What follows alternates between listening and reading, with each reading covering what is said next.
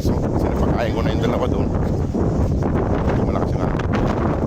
Kaso wala sila rito, wala na sila rito. Iikutan ko doon sa kabila, yung si Papa Dog, wala na sila rito. Kasi ginagawa na. Ayan o, ginagawa na. Wala na sila rito. No? Wala na. Ginagawa na ng bakod. Okay. Hindi siya siguro ito mga boss ginagawa rito. Kaya umalis na yung mga aso rito. Malayo na ako mga boss. Ayan. Sa pangatlong condition to. Ayan. Ginawa na ng bakod. Hindi sila makapapasok dyan. Kaya iikot ako dun banda. Malayo pa. Umalis na yung mga aso rito. Nagano pa naman siguro sila ng tambayan. Pangalawang araw nang wala sila rito eh. Tinitingnan ko lang kung nandito pa sila. Ayan mga boss, wala eh. Ayan o. Wala rito. Hindi ko alam kung saan na sila lumipat.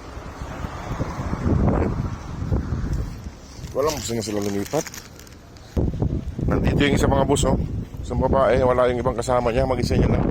Ito pa naman yung pinakamaliit. Dito ka. Bibigyan kita ng pagkain. Kawawa ka naman. Kaso wala tayong malagyan ng pagkain. Saan kaya natin lalagay yung pagkain mo? Ayan mga boss oh. Ibigyan ko siya ng pagkain kahit paano. Ayan. Dito ko lalagyan sa may gilid para walang makakitang tao. Ayan siya. Mag-isa niya lang. At maghanap ako ng plastic para may lagayan siya ng pagkain. Ayan siya mga boss. Mag-isa niya lang eh. Mag-isa niya lang, wala siyang kasama.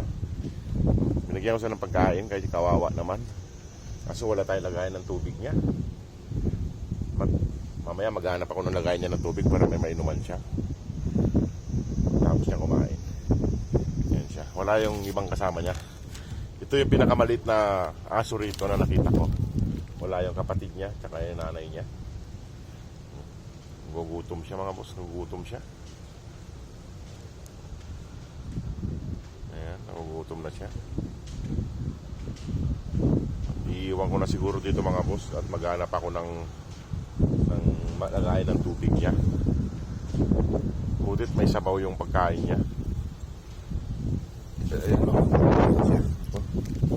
Sige, kumain ka lang dyan. At ako'y tumayo lang kay masakit yung pako. Ayan sa mga boss.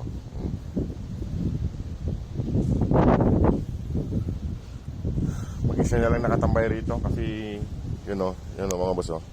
Yun. Yan yung dating tambayan nila. Wala gagawa na ng bakod kasi gagawing accommodation yata yan. Nandito kami sa pangatlong accommodation. Malayo ito sa accommodation namin. Sige, kumain ka lang yan at iwanan ko muna siya mga boss at maghanap ako ng lagayan niya ng tubig. Ayan, iwanan ko na siya dyan. Kumain ka lang dyan. Ubusin mo yan para hindi ka magutom. Sige po mga boss, maraming pong salamat. God bless po. Mga boss, nakahanap ako ng lagayan ng tubig. Ayan o. Ayan, lagayan niya ng tubig. Kain dyan. Ayan, nabusog na siya. At iwan na kita rito ha. Titignan ko muna doon yung si Papa Dog na pilay. Ayan. Ikot-ikot muna tayo. Nakapagod din maglakad mong malayo. Ayan mga boss oh. Ayan yung tubig niya at pagkain. Iwan ko na siya dyan para makakain siya.